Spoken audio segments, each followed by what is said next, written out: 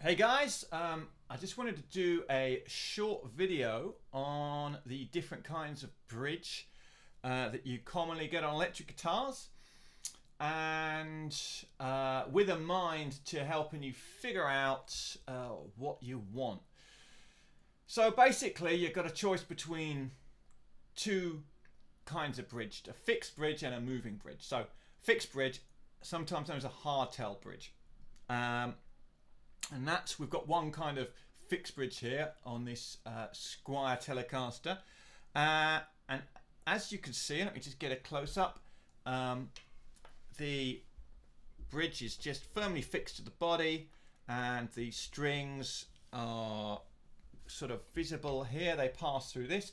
Now this isn't the sort of best kind of fixed bridge that tellies have, because on real tellies they'll go through the body and you'll see the strings, you'll see string, holes here, right?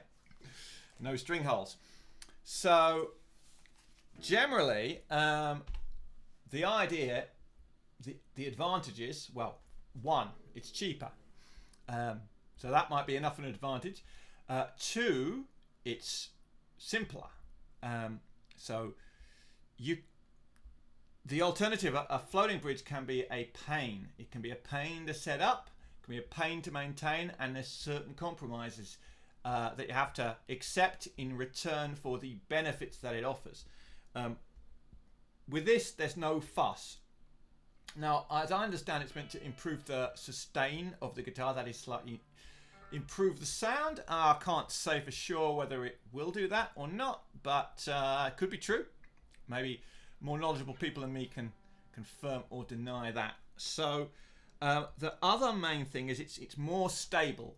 The tuning is more stable, so it's not going to go out of tune quite so much. Right? And there's a minor detail that's important, which is if you're playing a style like country electric guitar, where you frequently will hold down some notes and bend other notes, like that. So I'm moving one note, one string,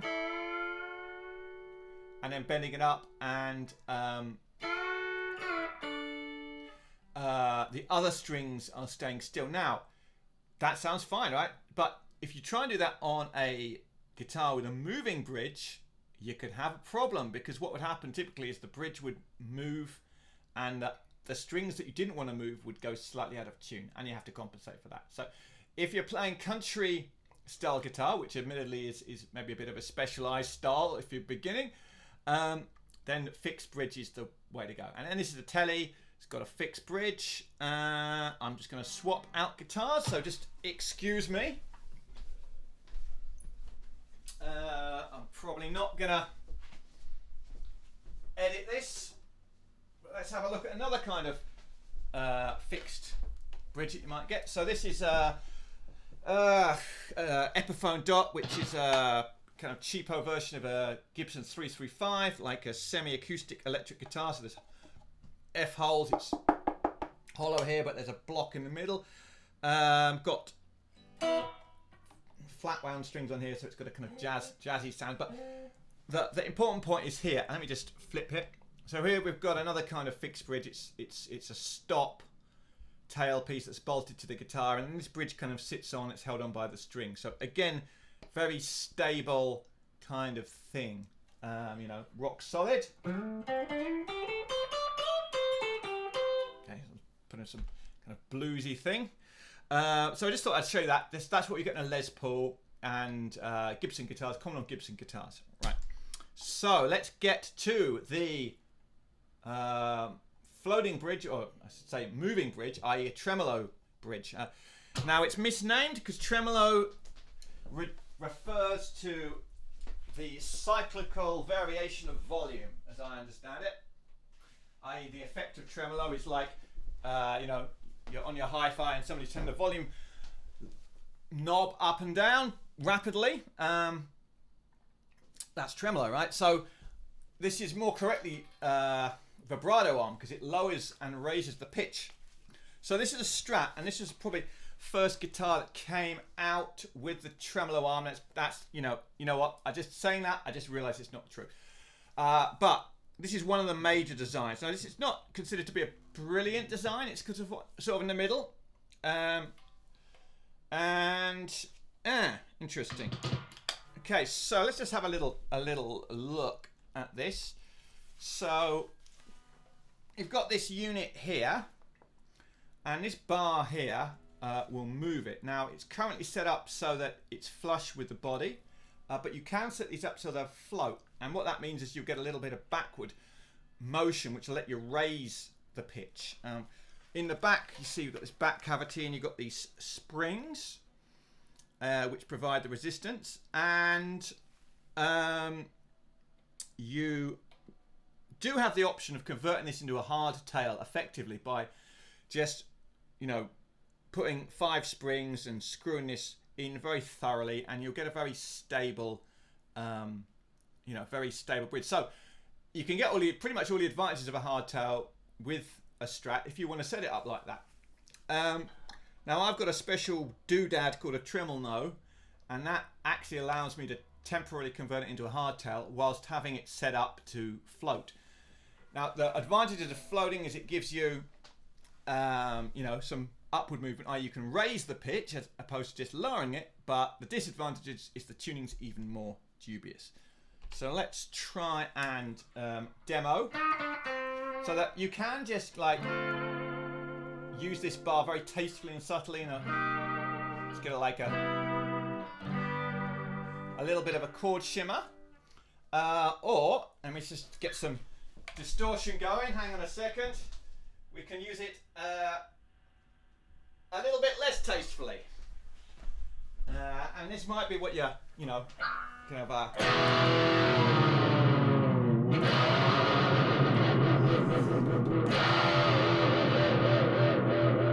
probably need a little bit more volume to get the most out of it, but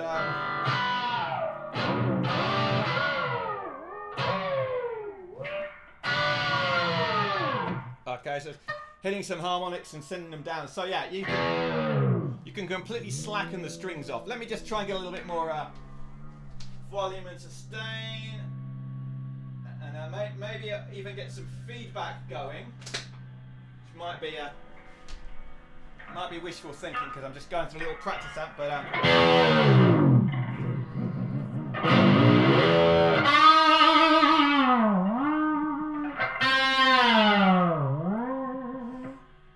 so generally, this kind of stuff works best if you've got like a lot of sustain on, and you can get some kind of neat effects, and you can use it a little bit more tastefully. I'm not brilliant at it. Hang on, just take this volume back a bit, but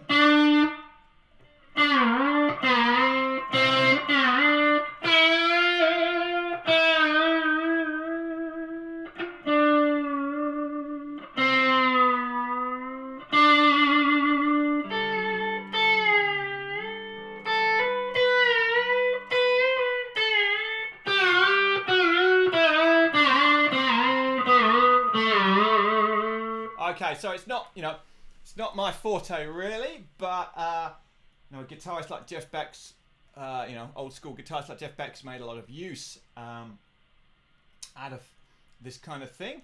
Another guy, from the Shadows, Hank Marvin, famous for, his work with the Shadows, and tasteful tremolo arm work was part of it, and you'll hear it with kind of surf guitarists and that kind of stuff. So it can be nice to have. I mean, I like if I'm going to have a Strat, I'll set the tremolo up to be able to use it, and I want the action to be quite light, so I don't use too many springs. So there is a bit of a compensation with tuning tension, and we also do have this potential issue with the tuning stability. Now, actually, because I've got this screwed in quite far, and let's just show you that again, because these are screwed into the body quite a lot. There's some screws here I can adjust, actually there is no tuning instability because there's not enough pull is generated on the strings to pull this up when I do my harmony bend. So it's up to you how you want to set these up, but I'll typically, so I can still do those harmony bends that I was doing on my Hardtail telly. Typically, I will set this up to float, which is the most unstable way to do it, and it may give you some problems tuning wise, but I've got my little doodad, which is uninstalled at the moment. I'm doing some work on this guitar. I'll get that finished at some point. When that's working, if I ever don't want to have to deal with that, I'll just lock that up and it'll be like a hardtail. So, okay, there is a couple more. Hang on a second.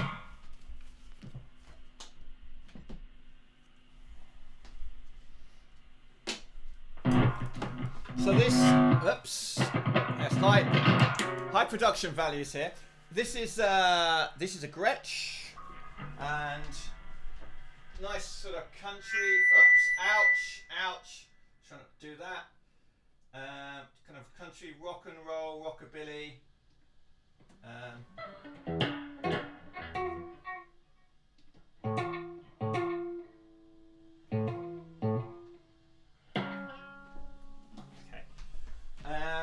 Kind of rockabilly kind of guitar, rock and roll, early rock and roll. And we've got what's called a Bigsby, right? So let me just do a little close up of that. So this is a Bigsby tremolo. We've got this kind of floating bridge here. Oops, that's the pickup, so it's actually there. And then we've got the Bigsby tremolo, which is not going to allow me massive amounts of movement, but it's going to be good for chord shimmers. And you can see that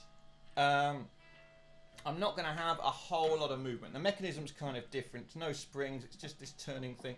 And it's just going to slightly lower the pitch.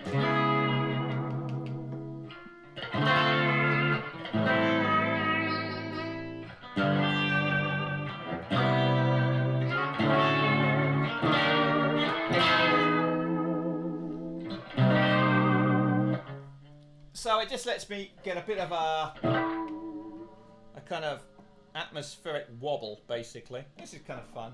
And you can use the strat bar like that.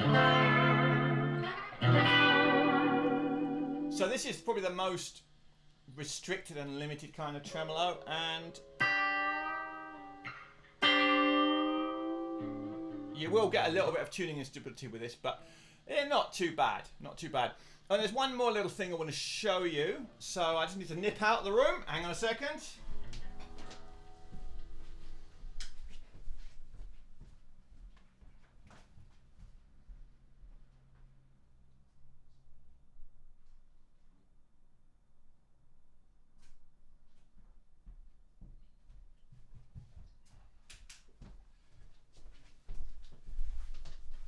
All right, folks, I'm back, and here I have got an Ibanez Edge Pro 3, which is a cheap copy of their original Edge.